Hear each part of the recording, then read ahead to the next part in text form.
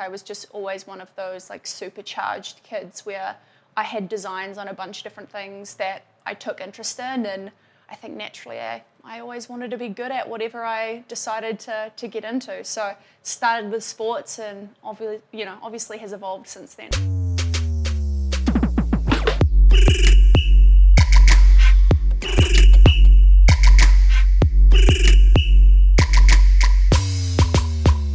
Here we are, Miss Tessa Berger. Tessa Mary Dorothy, as I'm humbly referred to as. I'm so excited to have you here and to have you share some of your journey with us and the One Life community.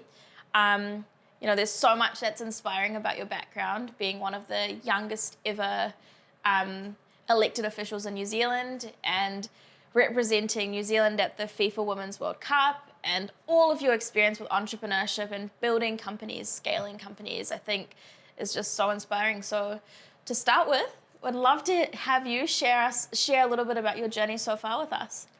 It's been an interesting one. You know it's been an interesting one. Well, I grew up in a rural coastal town called Warkworth in New Zealand, so it's about 40-ish minutes north of the city. So safe to say, when we were younger, we definitely did not cross paths. But I kind of got immediately into football and sports, not by my own volition. It was merely my parents being like, what do we do? There's this toddler, I was walking at like 9 months old, like 8.5 months, and they were just asking everybody locally, like, what can we do with her? Like, she's just this bundle of energy, like we have no idea what to do. So they said, perhaps organise sports. So I went they took me down to the local football club called Puhoi Piranhas, shout out Puhoi, and ended up down there, and they asked me to leave after a couple of seasons because apparently nobody else touched the ball. I'd just win the ball, go and score a goal, come back and get it. So they kindly asked, perhaps she needs to go and find another club. So I guess for me, that's really where I got my first taste of excelling in a particular area. And I think I was just always one of those like supercharged kids where I had designs on a bunch of different things that I took interest in, and I think naturally I always wanted to be good at whatever I decided to get into. So started with sports, and obviously has evolved since then. That's amazing. I would love if you could tell us a little bit more about your mindset around excelling. So, you had the first experience of what it meant to be someone who could really thrive and do so well at something at such a young age. What does excelling mean to you, and why do you think it's something that you love so much? I think a certain personality type, it's really addictive. And for me, it does float. It used to more often than it does at present, because I've learned to manage it. But I feel like it's something that's ingrained and always has been ingrained in my DNA, wanting to ensure that I did everything to a very, very high standard. But I think so much comes with all the success of being a high performer, but more often than not, people don't talk about what the opportunity cost of that is. And sometimes that success and that level of excellence can be debilitating. And I think for me, in many aspects of my life, I found that to be true. I used to, at school, growing up, do cross-country and athletics day. And I wouldn't just win cross-country, and I wouldn't just win overall at athletics. I won every single event in the entire athletics. So, every long jump, high jump, shot put, discus, every distance, short distance, long distance running. And I put that bar and I put that expectation on myself as a young person. Fortunately, I didn't have parents who were pushing me into anything. They kind of just gave me the freedom to be like, yeah, whatever, go off. But that was self-imposed, and I really did need people around me. And I think my dad was a really good influence on me in trying to ground me and saying, okay, well, as you move through life, and as well as I do, you're not always going to win, and that's okay. But it's learning to come to terms with, okay, if you fall short, what have you learned in that journey, and how will it inform what you do moving forward? So I got comfortable with losing, but I never really viewed it then as, when I was moving through that process, as a loss. And people talk often about the learnings through different failures in life, and that was a pretty difficult switch for me to align with early on, but I think it really did start with my dad, because he always used to say if I came back and I lost the game of football, it was something I couldn't get over, like within a reasonable time period. I mean, most people take a loss on the chin, maybe give it the night, and then the next day they're ready and they're off back to work. But I would analyse absolutely everything. And my old man used to just say, and he still does, funnily enough, like, the other team's got to win every now and again, you know? And I was like, you know what, that's valid. Like, realistically, that's how life works. You can't, it wouldn't be very fun if the All Blacks won every single World Cup, or, you know, whatever it may be. That's the joys of life, that's the joys of sport, it's the perspective that you gain when you go through those lulls, because otherwise the victories aren't as sweet. So I got more comfortable with that. Wow. And so this idea of accepting failure and picking yourself up and being really resilient sounds like something that's really important to you. And I guess on the other side of that is success. So what does success mean to Tessa Berger? It used to mean something very different, I think. I mean, you knowing me 2, 3, 4 years ago, success was very much on paper, you know, what I was able to do in different forms of my life. And now I'm on the other side, you know, in the upper echelon of my 20s. I think I look at success more holistically. So I've taken more of a, I think, a well-rounded, grounded approach to what success means for me personally in my life. And I think, you know, my identity, a big part of that is attributed to what I do professionally, you know, what I'm doing in terms of, you know, trying to make this world a better place, and my different eco non-for-profits and the trusts that I sit on. Like, all of that holds a very special place in my heart, and it definitely does fuel me and want to drive me forward. But I think personal success is something that I never really attributed a lot of that to who is going to be around me and who's going to be at that finish line when I cross it, because it's not something I had when I was younger. You know, I didn't have, people have, you know, soccer moms, or, you know, they have parents or figures in their life that are at every training, that are, you know, going to every single game. You have, you know, I was around going to World Cups, kids that had whole families travel, and I just didn't have that. You know, I did everything pretty much alone. So it's not something that I ever didn't want. Of course, like, every kid wants to have that and wants to have those people around them and those people to support them. But the reality is a huge part of my journey, the bulk of it was pretty much me flying solo. So it's been really rewarding now, I think, coming full circle and now really working on people being involved in my personal life and what those like foundations for me personally look like. And that's how I now define success as, okay, I can have a great day in the office, or I can have like an average day in the office, but when I come home, what does that look like for me? And what value do I have when all the lights turn off? You know, who's going to be there on the other side of that door? And that, to me, I think has completely like made my life in many ways. So I think for me, personal success, and probably one of the biggest pieces of advice I give often to young people coming up, is make sure you keep tabs on who's in that circle and who is around you and who brings you that value in your life and that you have time to give value to as well.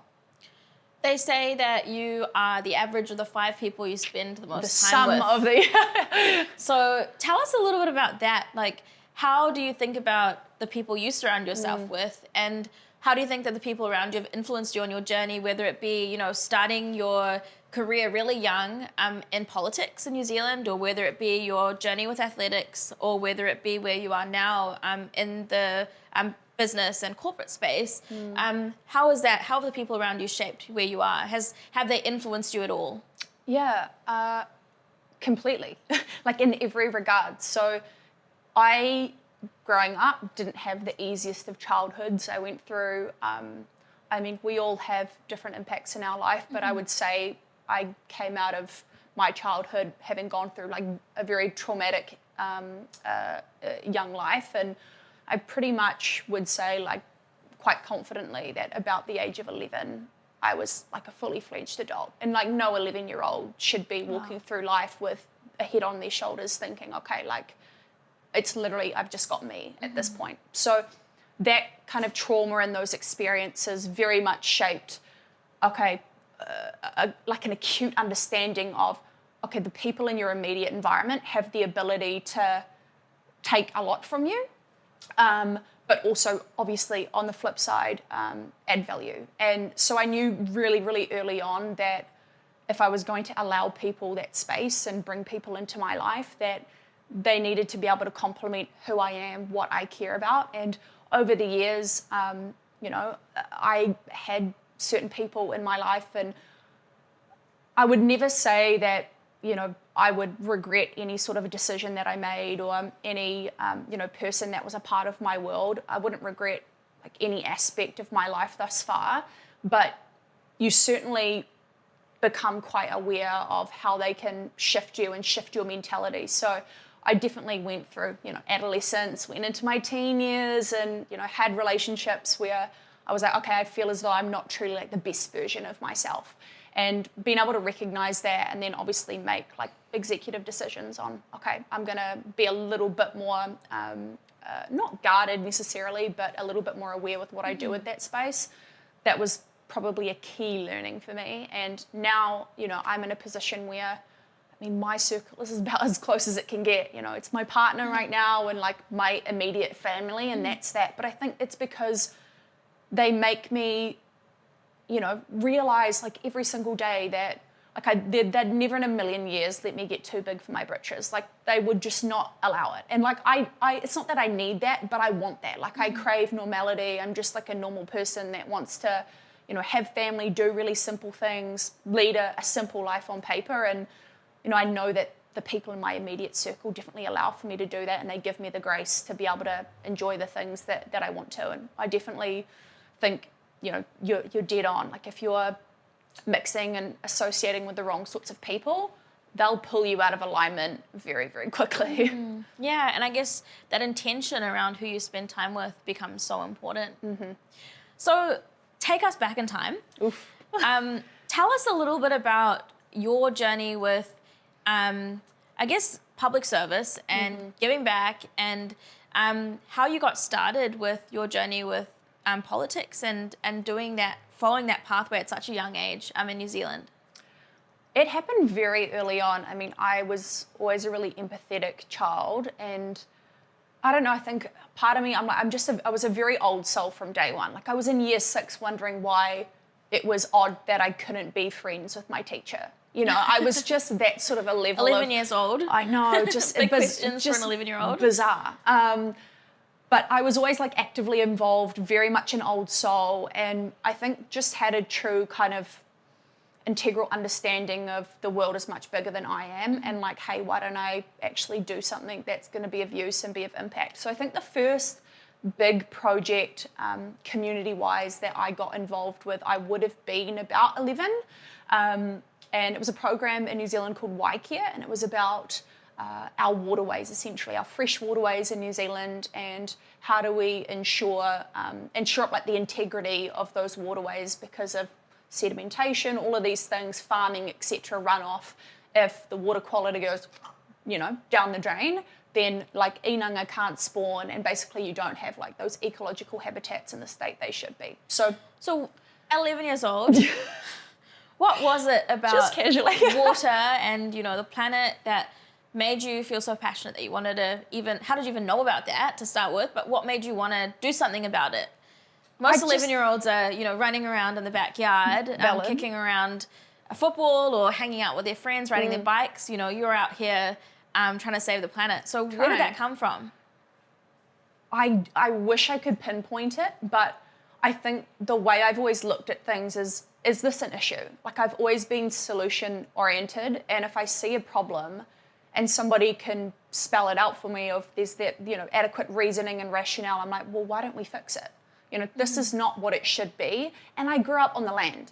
We have about 40 acres in Maharangi West, so on the Maharangi Harbour, north of Auckland. And I was outside every day. I was farming with my dad every single day with the cattle. I was shearing sheep. I was, going, swimming in the ocean and getting to go on boats and things like that in the harbour. So my life was very much centred to be outdoors. And then the idea or the thought that, hey, we have something that is supposed to be in this level of a condition and we're abusing that, perhaps we should rethink that approach. So I think, those two things colliding led me to, okay, this is just, it initially was just a nationwide program that they were looking to establish. And I thought, well, instead of just doing this in school and having this be like a little blip on, okay, like I get it, this is important, and then being like everybody else and going, okay, what's happening next term?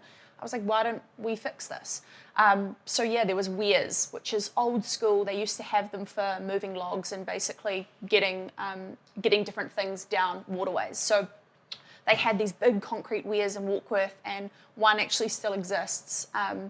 And we decided they needed to be removed, or we needed to come up with ideas of how we get the fish and to get the eels and the inanga to be able to get around these big blockages, essentially, because if they don't spawn, again, it comes back to water health and quality. So that's kind of where it really started. And then I think as I just grew into myself, it's almost like that fire just started to burn brighter and brighter and brighter, because obviously, the older you get, the more you see in the world, and especially, the many injustices that are out there. I was just like, I'm not good with this. Like, enough's enough. Like, I need to do something about it. Either I can be upset and sit on my hands, or, even though my impact is largely insignificant in the grand scheme of things, it's like voting. My one vote doesn't count. Your one vote counts. Like, your one vote matters. So, same sort of an idea. And so you were how old when you started your first campaign? I'd come back from the US, so I went to school in the US, came back and walked away from that. And again, I was just involved at that point, basically hit the ground running in New Zealand when I got back, and got elected to be president of Maharangi Action Incorporated, which is about a 45-year-old environmental organisation in Rodney, which is a big area, basically a part of the super city now. So I jumped into that because, again, many things to do, not enough time. So jumped in and got stuck into that head first. And much of my work to do in that position, alongside a trust that I'm on, which is the Maharangi Coastal Path, basically connecting a bunch of different regional parks to allow and open up the use of them. So people from Auckland, people internationally can come in and really take advantage and utilise the awesome space that we have protected across Auckland.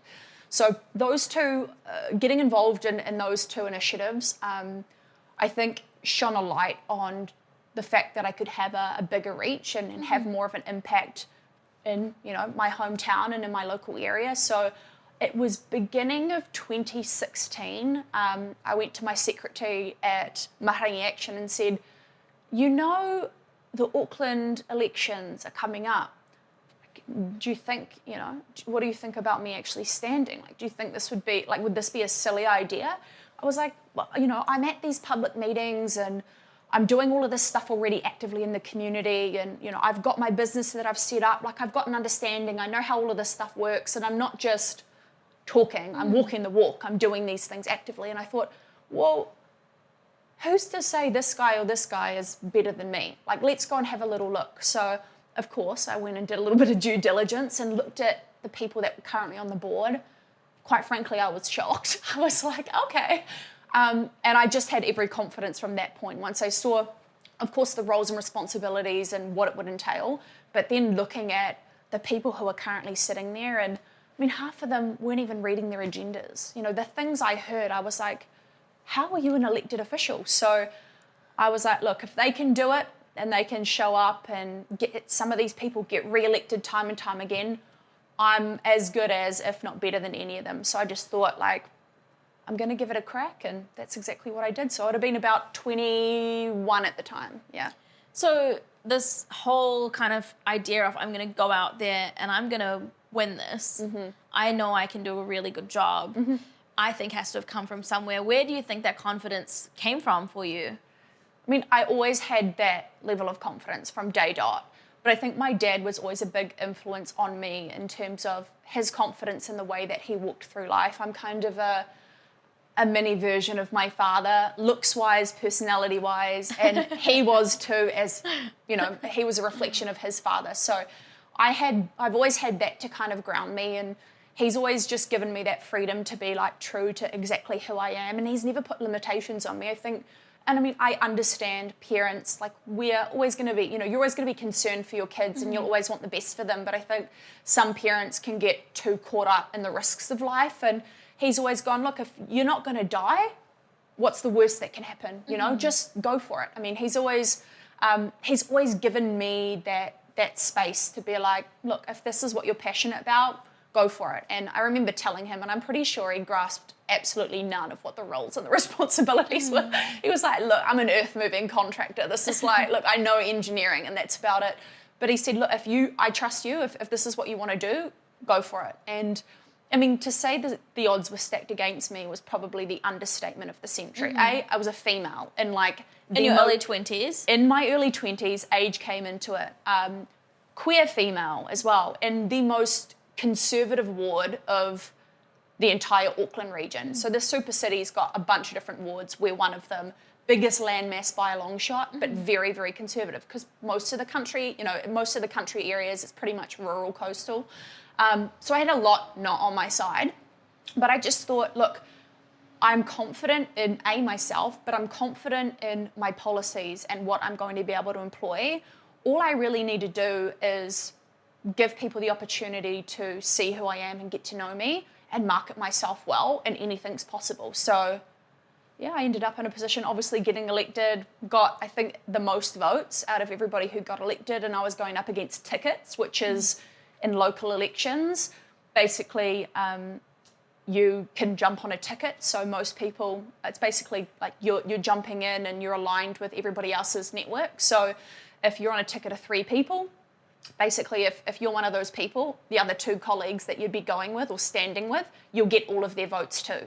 Right. So if there's 3 positions, there's a ticket of 3. It was my single votes for little old Tessa going up against the networks of 3 people, basically.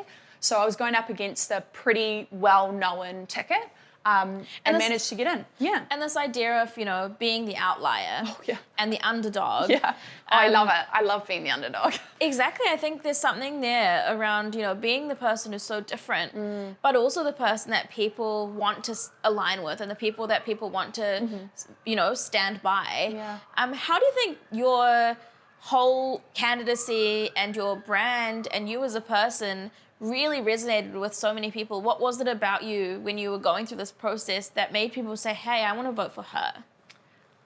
Well, I don't think I'm anything special, and I think acknowledging that you're just another human and taking the time to listen to other people and what matters to them. Like most people, unfortunately, you know, not everybody, and that's, you know, I'll double down on that, not everybody, but a lot of people that get drawn to politics is usually later in life.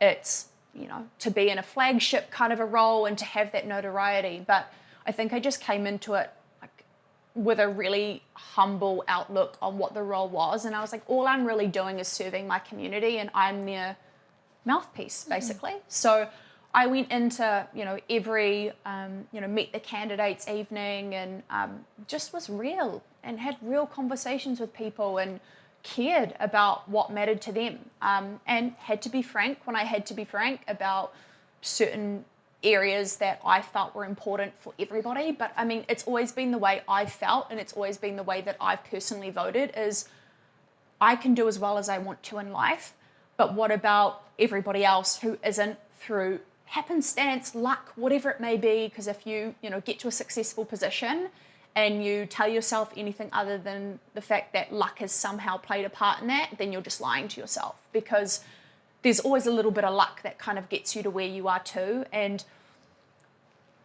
I just thought, look, like I'm never going to be sitting here thinking that I'm, you know, better than anybody else. Like I'm going to use this role to be of service to everybody else. And I think people aligned with that because they saw the intention. And I think that was key, but also marketing myself well didn't hurt.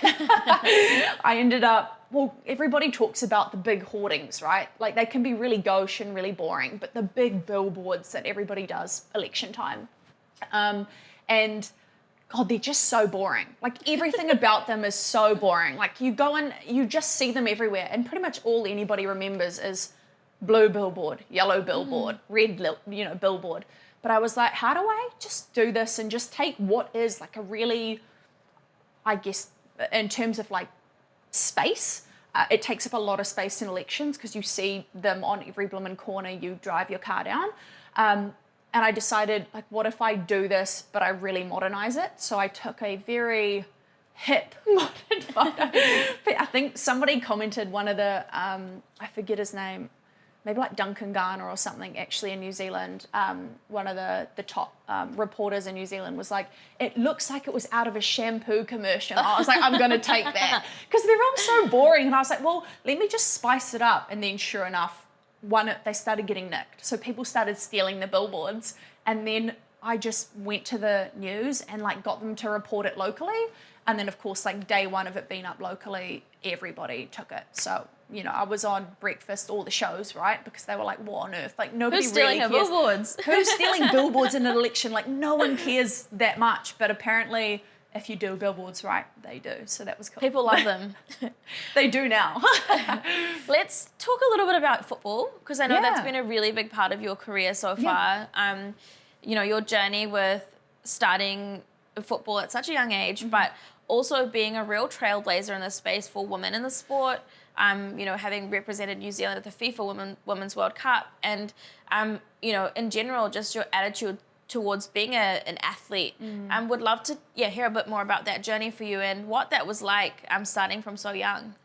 It was a tough one because as you move through life and the realities of the level and the funding of women's sports start to hit you, it can be like really confronting. And I think that's what my footballing journey, you know, really showed me was I had all this joy. I mean, for the sport, obviously young, growing up. I mean, I used to go to bed the Friday night before my games on a Saturday and I'd be like in the full kit. Like I'd have my socks on. I was obsessed. Fully obsessed. I had the full kit on and I'm like lying there and then I'm up at like 6 a.m. for like no good reason, watching like What Now or something, waiting before I could go and actually play. So totally obsessed. But those realities start to sink in when, you know, the higher that you get of, okay, maybe it's not all sunshine and roses. And I think I was still the youngest by like 4 years or something in playing at the highest level in New Zealand. So I was 11, just turned 11 when I played my first game of Women's Premier League football in New Zealand. So I was literally a child playing with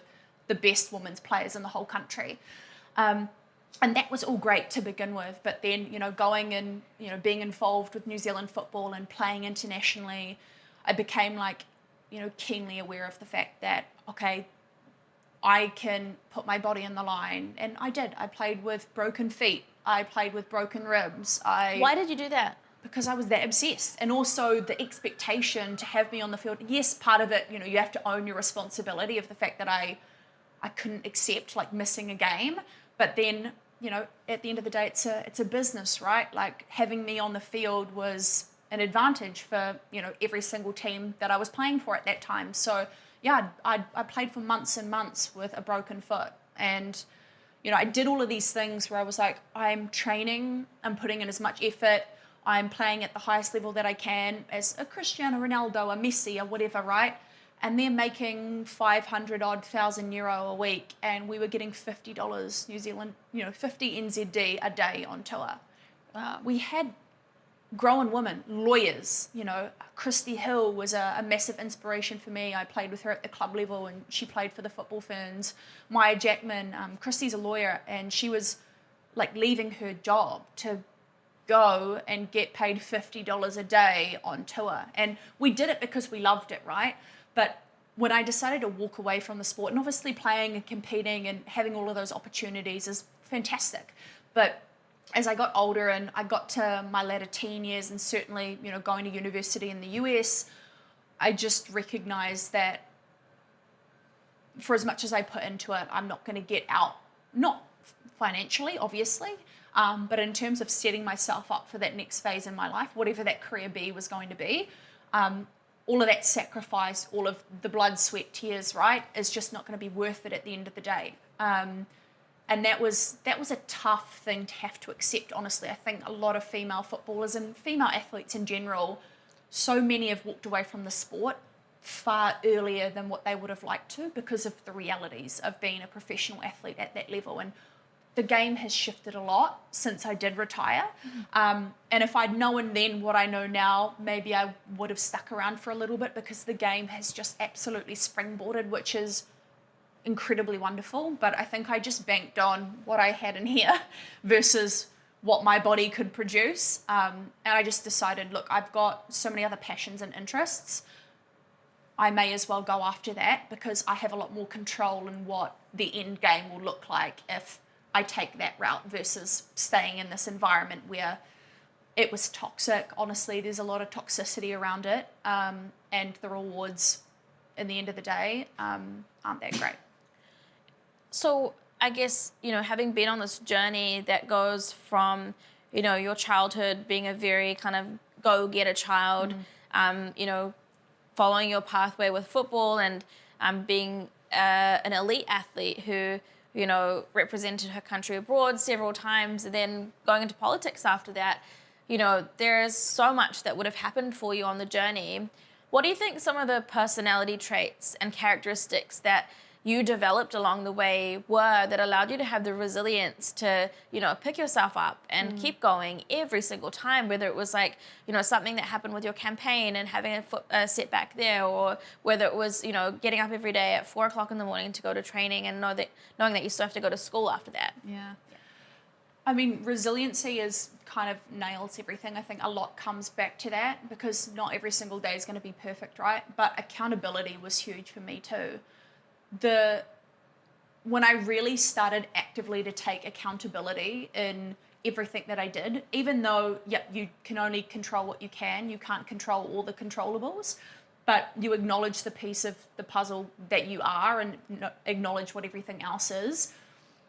Once I was okay with that and I got used to and I got comfortable with doing that, I think a lot changed in my life, because I'm not a perfect human being, and especially with all of the trauma that I did go through really, really young, to say that didn't have like a negative impact on me, I would be lying to myself. Like, it most certainly did, right? But I think I took those situations in life and decided to own what I could and my role in those situations.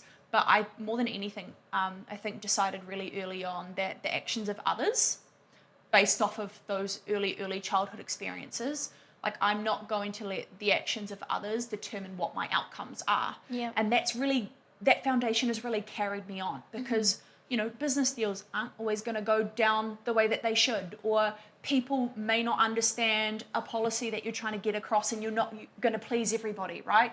But the sooner you acknowledge that, okay, I can only control so much of this, and I can take accountability for what I can control, have the resiliency to overcome those, you tie all of that together and you put yourself in really good stead for being able to build something off of that. So I think those are probably the big key things for me. And to end with, I'd love to hear what advice you would have for your 15-year-old self. Ooh. Chill out. Probably I was 15 going on like 55, I think, at that age. I put so much responsibility and weight on my shoulders, due in part to the fact that I kind of had to. Like, I was pretty much self-funding my own lifestyle at that stage. But I would have told myself to like slow down and smell the roses along that journey too, because I've really learned now in my ripe old age of 28, that, your experiences and those wins in life are only as sweet as those, that you get to share with the people that you love. So even back then, I kind of looked at life like a bit of a race, and every goal is a bit of a race to the end, right? And I didn't put as much joy or attribute as much joy to the journey of that. And I think if I could go back now and look at 15-year-old Tessa, I would just say, like, just take a beat. Like, enjoy being a 15-year-old. Like, no one's going to look at you in 10 years' time and be like, she didn't have it absolutely all together. Like, they would have been like, she's 15. So that would probably be the nudge I'd give myself. Really enjoy the journey. Enjoy it. Fantastic. Thank you so much for joining us, Tessa. It's been an absolute pleasure learning more about your journey and hearing some of the incredible stories that you've shared with us today. Awesome. Thanks, Sharndre. Thank you.